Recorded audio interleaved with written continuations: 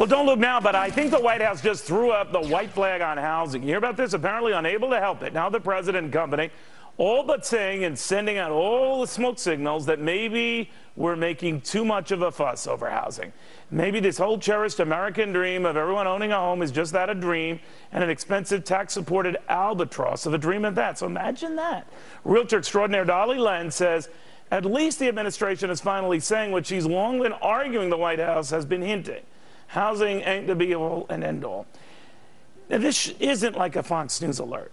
I guess the fact that more officials are looking at sympathetic things you can do for renters, maybe looking at the mortgage deduction. They've been sending out the signals. There's no question they're sending out the signals, but I don't think it's a good thing. I mean, I think looking at everything is a good thing, but I think acting on it so quickly is not a good thing. We just went from an $8,000 tax credit to an extended tax credit to maybe extending the tax credit again to now let's subsidize rentals to, you know, why don't we just not subsidize anything? You know what's uncanny, Dolly? As much as you say a lot of, especially a lot of your highbrow accounts, they don't need an 8,000 or whatever, you know, credit. Boy, when you take that stuff away, everything freezes. Yes. Why? Because people are getting used to it. People are expecting it to come back into play. So they're saying, you know what, why don't we wait 3 months? Let's see what happens. We're not in a mad rush. Prices aren't getting away from us. What's the mad rush? And there isn't one. With all of this help, with all of these incentives and everything else, and you're going to hear from Neil Borowski later on, who said, you know, maybe when they rework these loans, they just sort of bite the bullet, take a lot of the principal and help folks out. Short of that, he says they're all wasting their time. Do you agree? In terms of what they're doing? And whether it's helping housing. I don't think those things are helping housing. I don't think it helps at all. What would help? I think a free market. Get employment up, get people working so they can afford to buy. So the big macro stuff. Without jobs, yes, people getting better income. Yes, people feeling confident, lower tax rates. What you talk to of all sorts. What's holding people back? Uncertainty. Uncertainty in tax rates, uncertainty in future employment, uncertainty in their footing. So if they're not certain, why would they commit to a big ticket purchase and a long-term big ticket purchase? They won't. That's the problem. It's not $8,000 or let's try this or let's try that. You know, it's not a game. It's a serious thing. Well, I know you're the housing industry expert, but, you know, I watch Home and Garden, so I'm pretty up on this stuff. I have a crackpot theory.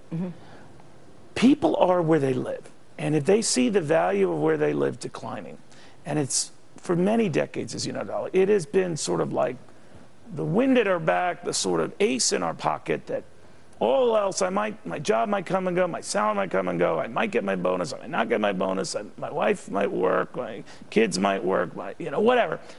I always have my house. It's my bedrock. You're right. Now that bedrock's underwater. And I think as long as that's the case, regardless of whether the economic environment's improving, we're not going anywhere.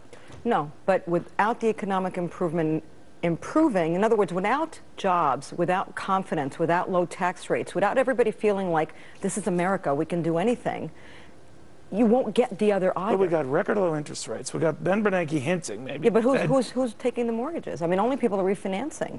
And even that, they can if their house is underwater. Right, exactly. So we have record low interest rates, people not taking advantage of them. What's going to go, besides the job thing, what would be the first thing you look for to say, oh, maybe things are changing?